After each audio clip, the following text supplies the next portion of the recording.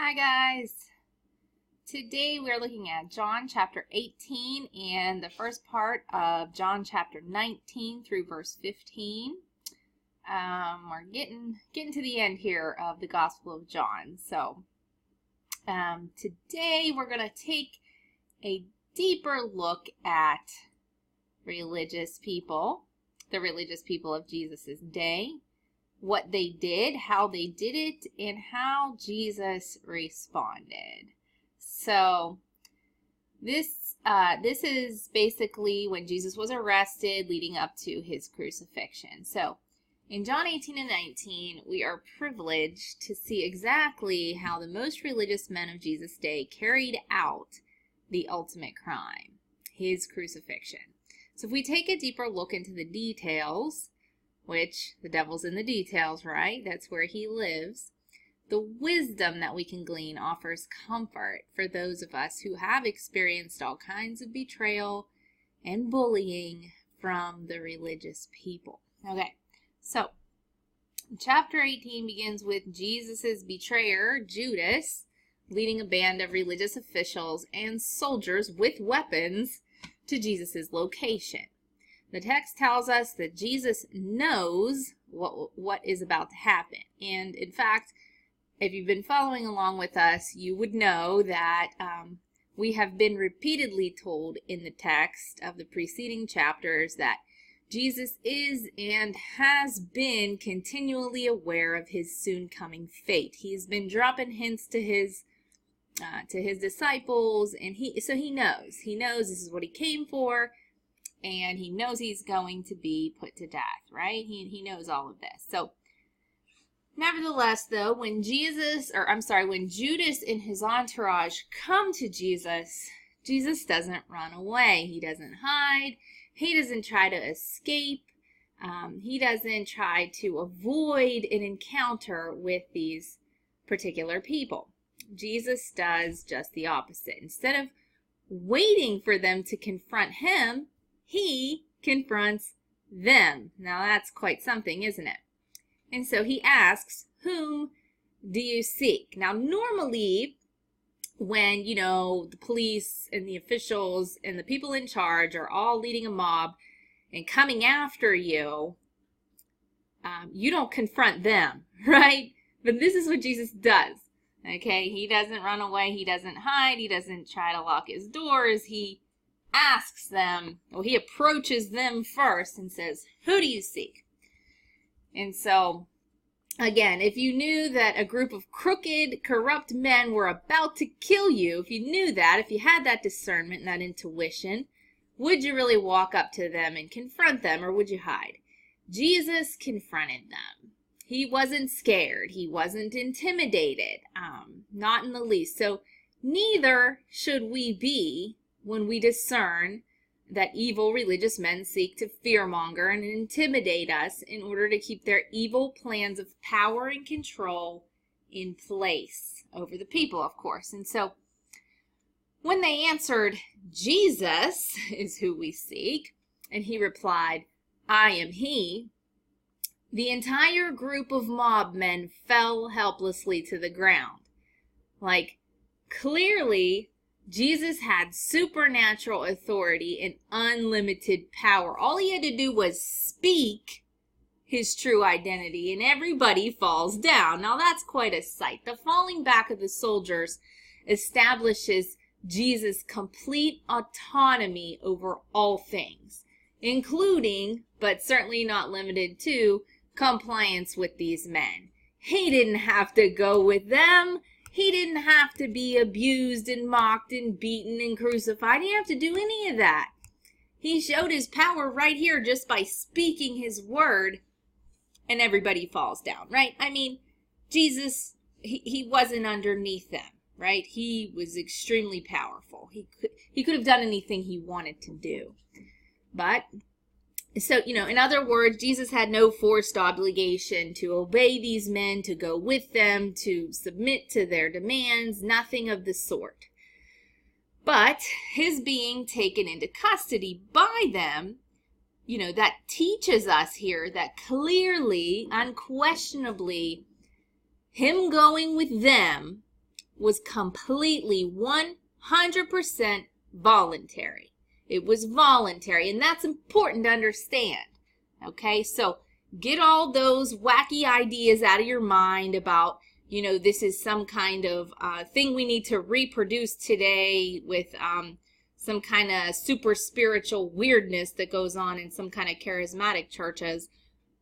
It's not about falling down on the floor and rolling around like you're dead.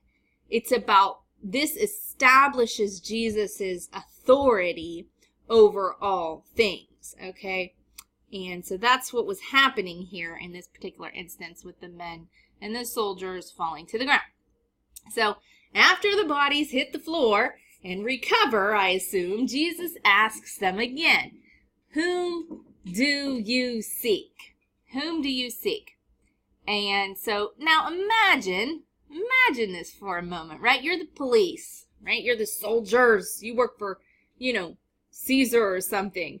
And you're a court official. You're a religious leader. You're a respected person, right? And you all form this mob together to go arrest someone who's your common enemy. You all don't like this person together. So you've gotten your stories together. You're all in cahoots. You've gossiped. You've hated him. So now it's finally time. Like, you've been waiting for this moment. We've been waiting and waiting throughout Jesus' ministry to catch him, to get him, to kill him. They've been plotting his murder for a long time. So the moment finally comes when they got everybody together and we're going to get him now. And the so-called criminal that you're going to arrest confronts you before you can confront him. And he asks you who you're looking for. In his mere reply of his identity being revealed, you all fall down. Like you fall down on the ground, all at once, all together. No lightning strikes, no big storm, there's no reason. There's no natural reason for you to fall down on your face, but you do. Well, actually, they fell backwards. So, I think they fell backwards. But anyway, you literally all fall down when the man speaks. You get back up, and he asks again who you're looking for. That had to be a bit embarrassing, don't you think? I'd be pretty embarrassed if I had, my badge and my gun and my sword and my, all my religious laws, books, and everything coming out like I'm going to get you, and then I just fall down. I don't know, that just strikes me funny, I think. It established Jesus' authority in his voluntarily going, this wasn't a forced obedience. And so I think if these guys knew what was good for them, they would have been terrified and wholly intimidated when this faux pas happened and they all fell down. But sadly, when you don't know God, you're foolish, right? Sin makes us stupid. So even supernatural proofs like this one do not generally dissuade men bent on evil and rebellion to God. So, do they stop their quest to arrest the innocent man? No, they don't. And Jesus' compliance with these corrupt authorities was, beyond the shadow of a doubt, unquestionably, completely, 100% voluntary. I hope you get that if you get nothing else. He displayed his knowledge, power, and ability to escape, but chose to stay and submit. Why? For our sakes, right? Because we're all in the mob, right? Okay. Furthermore, when Jesus' friend Peter turned to violence against these corrupt religious enemies, what did Jesus do? He healed the injury. He healed his enemy's injury even as his enemy was coming out to kill him. Consider that, right? Consider that. So, Jesus, being wrongly arrested, falsely accused, considering only other people, namely his disciples, said, I told you that I am he. So if you seek me, let these men go. So what's Jesus doing here? That's John 18:8. Ironically, Every single one of Jesus' disciples deserved the death sentence that he was about to get for their sins. Every single one of us does too. Yet Jesus, he does this. He takes all of our blame upon himself. He says, here am I. I'm the Savior. I'm the one you're looking for. Kill me in his innocence. And then he asks that we, the guilty, be let go. This is what he does here. But practically, as it was happening at this point in time, he physically was asking for his disciples to be let go and not suffer the fate that he was about to suffer. And we know that happened, right? So he's thinking of other people, even in his own distress. So Judas's group took Jesus and brought him to the high priest. So long before this, the highest religious official, the high priest, had already decided that he should die and that it mattered nothing whatsoever whether he was guilty or innocent of anything that they were saying about him anyway. So his attitude, before he even, he didn't try Jesus, he didn't look at the evidence, he didn't care. And we know this because we've already read and studied John chapter 11, right? His attitude was, and I believe this is Caiaphas now, better him to die than all of us. Better for one man to die for the whole nation than all of us to get in trouble with Rome and all die, right? And because of the fear of Rome, the corrupt authority, the high priest, the highest religious official in the land, deemed Jesus guilty based on his own self-preservation and his own sake, basically, right? Jesus, you go die. I don't care if you're innocent or guilty. I'm the leader here, and it's better that you die than all these other people around me that I like better than you personally. So John 11:50, we read that. Okay? So anyway, when he was brought in, Jesus, the leaders questioned him, and he answered honestly, right? Jesus says he's got nothing to hide. He's been around town. He's been in the synagogue all along. Like, haven't you seen me, guys? I've been in my Father's house since he was like a boy, right? Teaching. He had great wisdom. People recognized his giftedness. Like, he wasn't hiding. He was very open about the things he was doing and saying and teaching. Like, there was no secrecy. There was no weirdness to what Jesus was doing. He was transparent. So Jesus says, there's clearly been no reason for you to oppose or accuse me. And if there is, tell me what it is.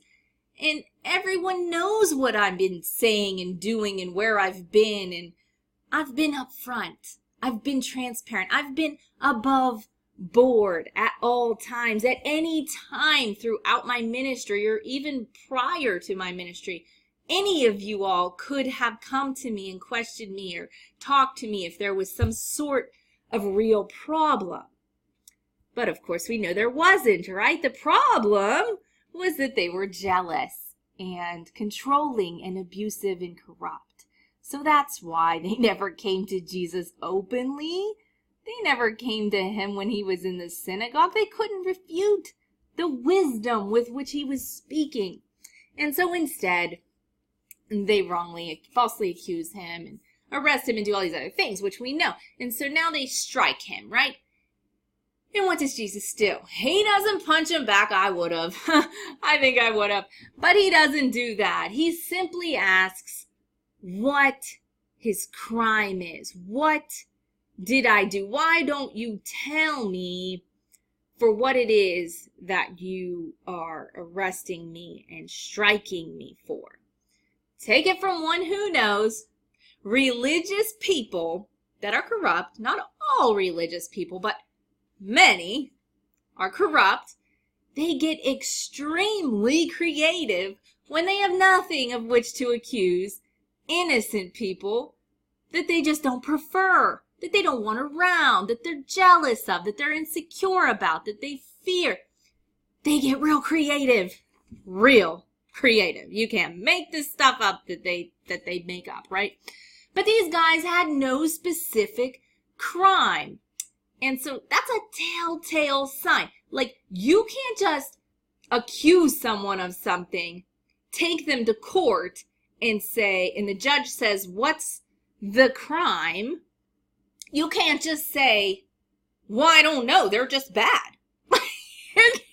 You can't do that, but you can do it in the church, and you can get away with it too. Trust me, you can. So, anyway, these guys had nothing specific. They had nothing specific of which to accuse Jesus. And so Jesus asked why they are abusing him without reason, without conviction, without anything specific. And so, come on, guys. Even the worst criminals who we know are guilty must be read their rights, right? They must be read their charges, specific charges, before conviction, before punishment of any sort. But not with these guys, and not in the church today. Religious men most often consider themselves infinitely above the law of both God and man. Take note, that's the truth. So, again, we're talking about corrupt religious men, and there are some religious people in the world that are not corrupt, but many are. When you look at the American church, they're ubiquitous. But anyway, if these guys had a charge at all, it would be, we don't like you because we're jealous, we're afraid you're going to take our positions in power, we're afraid you're going to expose our evil deeds and corruption to the people we seek to control, we're afraid you're going to get us in trouble with people more powerful than us, namely Rome, and we personally hate you. I mean, that's the overarching theme, right? They hated him. So, welcome to the modern American church, where anyone who seeks to do right, expose evil, and tell the truth according to God's word is jealously hated, feared, and ultimately done away with. Why? I know why. Because the modern church in our country is business. It's a business, right? Who cares what God's word says? We care whether we're going to get money or not, right? We care whether we're going to be popular or not, whether there's going to be enough butts in our seats or not. That's what we care about. We don't care about the truth. No. Anyway, they bound Jesus and they took him from the high priest's house to the governor's headquarters. So what happens next? I'm sorry, I'm a little excited today because it just rubs me the wrong way, if I may say so. But anyway, what happens next here is my personal favorite. How to be the worst human of all time tactic. John 18:28 says this: They themselves did not enter the governor's headquarters so that they would not be defiled, but could eat the Passover. Well, isn't that special? Isn't that special? Do you guys see what's going on here? They're arresting an innocent man because they hate him, because they don't like him, because they're jealous of him. They have no charges. He's evil. They have nothing of which to accuse him. But they won't go into the governor's house because they'll be defiled and they won't be able to go to their religious feast. Are you kidding me? Are you kidding me? This, friends, I don't know why people think the Bible is boring. Like this is not boring. Like you could really, truly, you could make like a soap opera about the Bible and it would be awesome. Like maybe I'll do that one day. I might be able to get the truth out that way. I don't know. But this, friends, is as low as you can possibly go. When corrupt religious people can you, their ability to do so while simultaneously keeping up appearances is on fleek.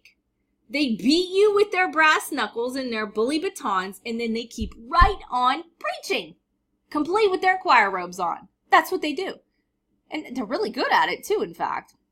Nobody ever suspects a thing because they have no discernment. But it's despicable, right? It's just utterly despicable. It takes a special kind of dishonesty to pretend perfect piety while punching innocent people in the face repeatedly. But they do. They did it then, and they do it now, and it's trifling. It's trifling.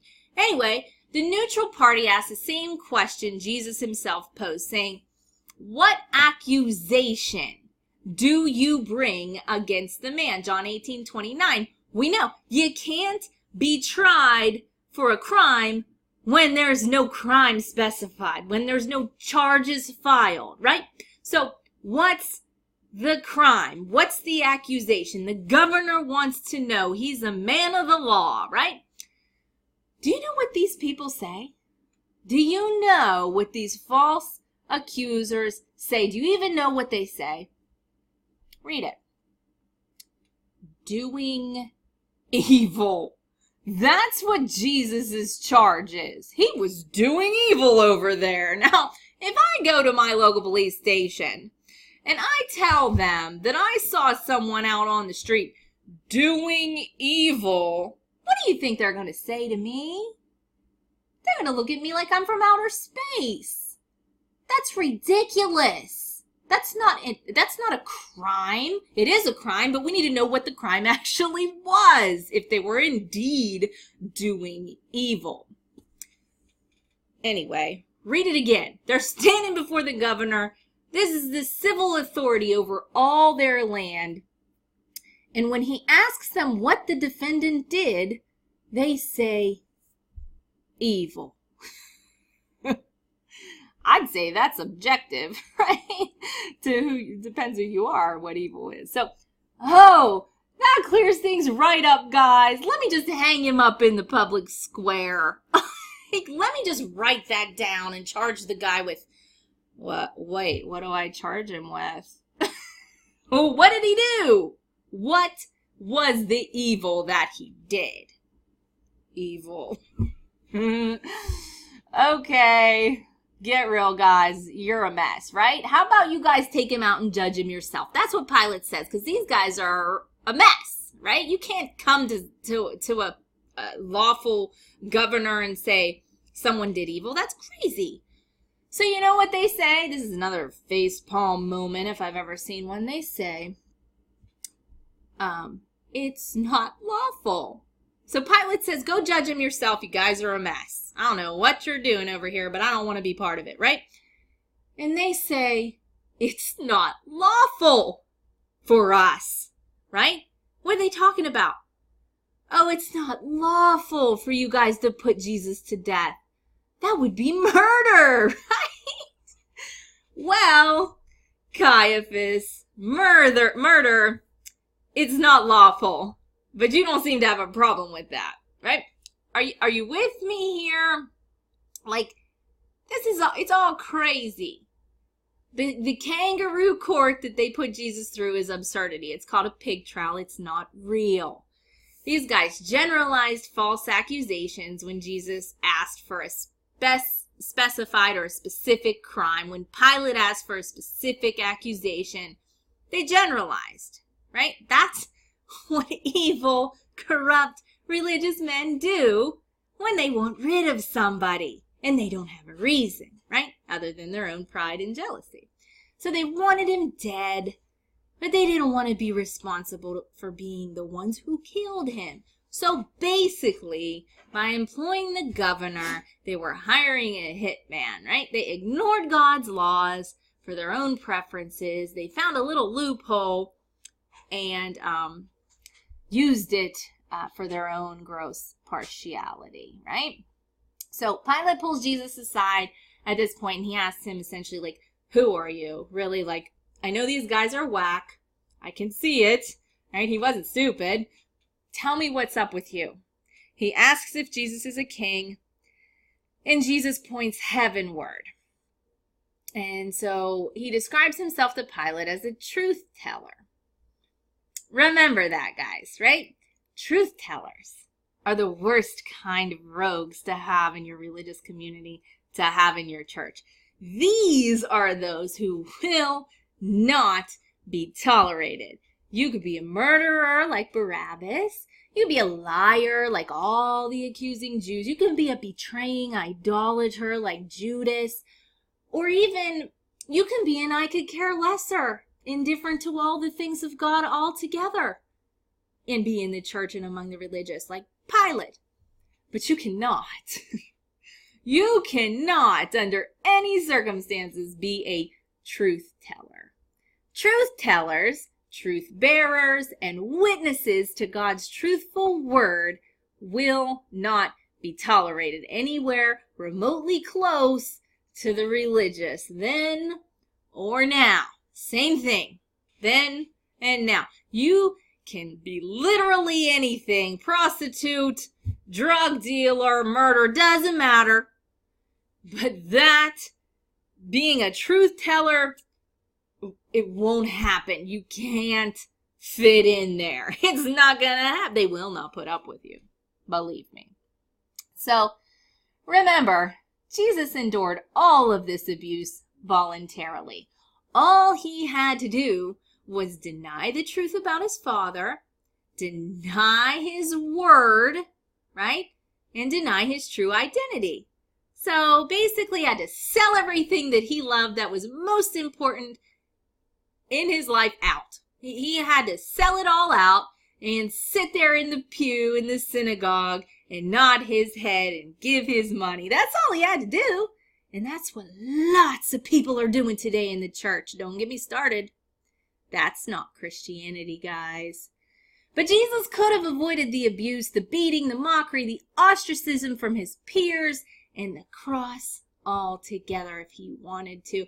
And likewise, if we truth tellers will just compromise enough to sit still and look pretty in church, pay our tithes, stay silent in the face of religious corruption, partiality, deceit, and wrongdoing, we too can avoid the ostracism, the character assassination, the maligning, the slander, the discrediting, the false accusation, and the blacklisting that comes from telling the truth of the Bible among religious renegades. So you choose, right? You want an empty, sold out, false religion? Go sit in church on Sunday every week. Go do that for about 60 years. Maybe you'll make it. I don't know. But that's not the kind of religious experience that I'm looking for. Anyway, finally, Jesus was mocked, beaten, struck, and jealous men demanded his death. They accused him of deceit for being exactly who he was, which was, of course, the Son of God. And coming in for a close second on how to be the worst human in the world award, we have John 19:12, which says, "From then on, Pilate sought to release him, but the Jews cried out, 'If you release this man, you are not Caesar's friend. Everyone who makes himself a king opposes Caesar.'" John 19:12. What's happening here, guys? They used fear-mongering and intimidation on the governmental authority to obtain the conviction of an innocent man.